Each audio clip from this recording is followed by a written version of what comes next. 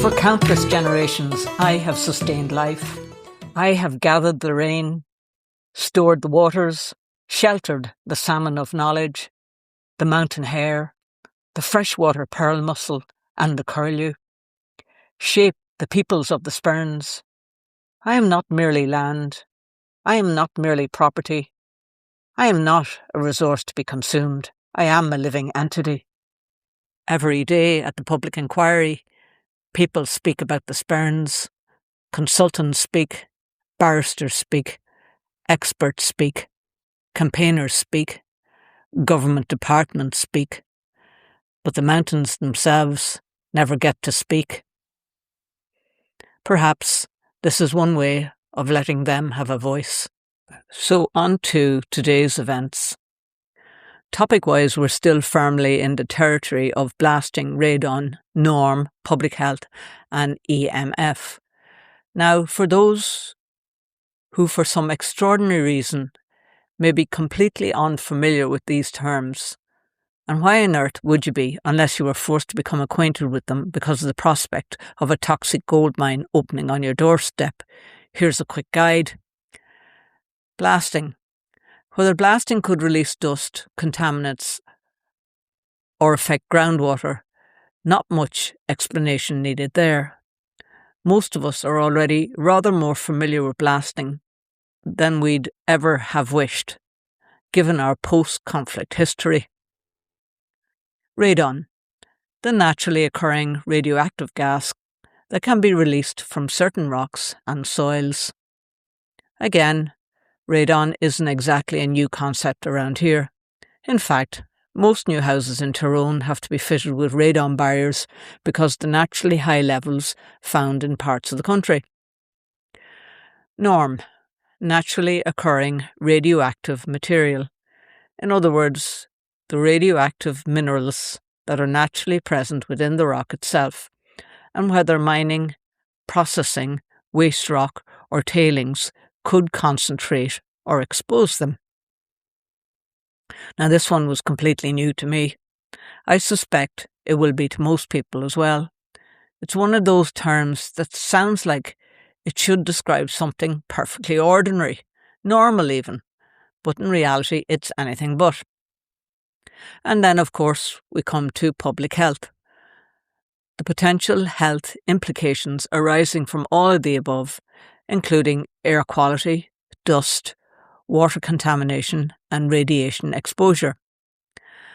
And finally, to complete the collection, there's EMF, electromagnetic fields, largely associated with the power lines and electrical infrastructure needed to support the proposed mine.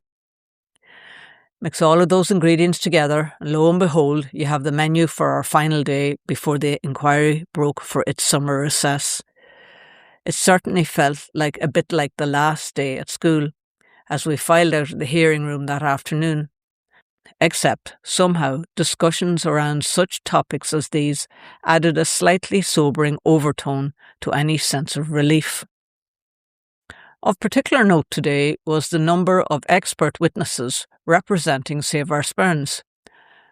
We heard from retired GP Dr. Alan Evans, Mr. Michael Mullen, consultant surgeon, and Leona Quigg, paediatric neurology. Joining them were some of our regular, frequent flyers who travel considerable distances time and again to support us. They included Linda Sullivan and Dr. Louise Taylor. Alongside them, of course, were all the usual suspects, the familiar faces who continued to turn up day after day, week after week, quietly demonstrating the remarkable commitment that has sustained this campaign for so long.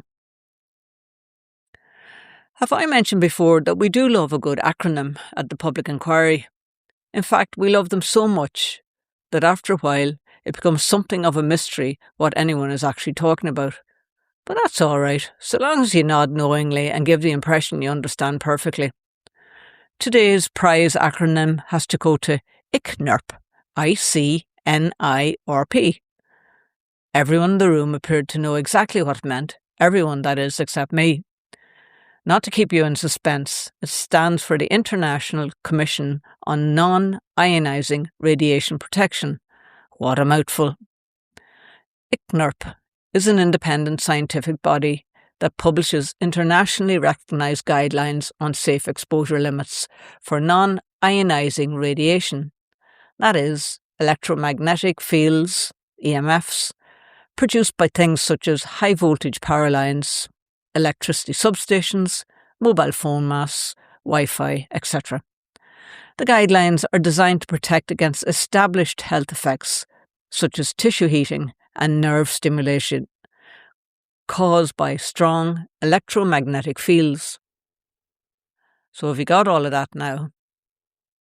So we now know that ICNIRP is the body that sets the exposure limits for the electromagnetic fields.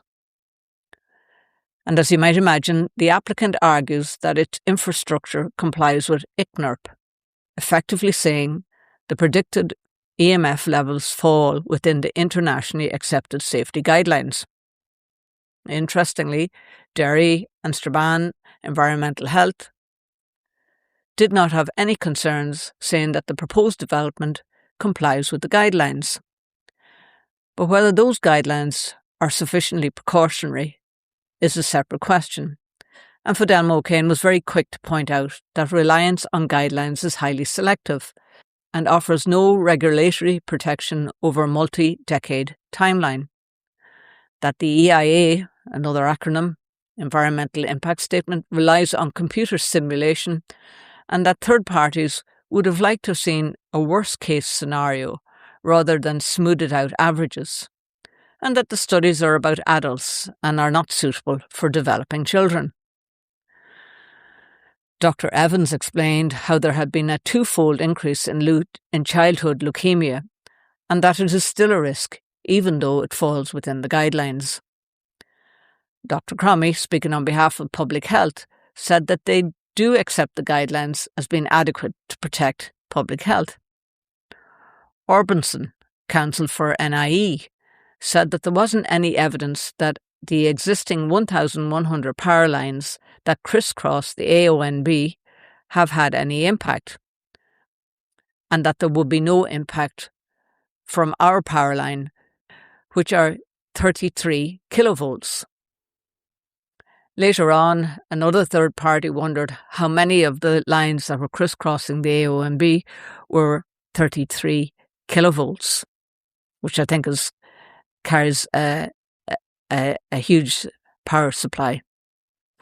Niall McAleer pointed out that there was a well-known cancer cluster in the Mid-Ulster area, which Dr. Cromie from PHA was quick to refute.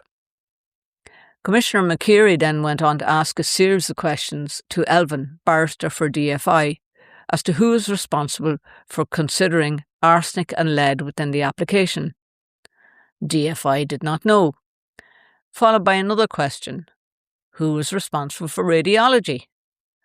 DFI did not know. Later that morning, we heard from Leona Quigg, consultant paediatric neurology, who spoke movingly about the rising rates of Autism Spectrum Disorder, ASD, in Northern Ireland, and the growing body of research examining associations between exposure to air pollution during pregnancy and early childhood and an increased prevalence of ASD, as well as greater severity of symptoms. Her evidence was that these exposures do not occur in isolation. Rather, they combine at critical stages of a child's development, creating what she described as a perfect storm of multiple environmental exposures. She referred to research from Denmark, which she suggested provided a useful comparison with Northern Ireland. One of the figures that really caught my attention was the prevalence of autism here. Northern Ireland is often quoted as having a rate of around 1 in 16 children, compared with the global average of around 1 in 100. She also noted that once children still waiting for an assessment are taken into account, the true figure here may be closer to 1 in 10. She suggested that this may indicate a population with a particular genetic susceptibility, meaning environmental factors could have an even greater significance. And that the economic impact is enormous too. She cited estimates that the lifetime healthcare cost for one autistic individual is around £1.5 million, and argued that, taken together, these costs exceed those associated with stroke, cancer and heart disease. Importantly, she stressed that the discussion should not be confined to autism alone. She said there is similarly compelling evidence linking air pollution with a range of other conditions, including cancer, respiratory diseases, and metabolic disorders.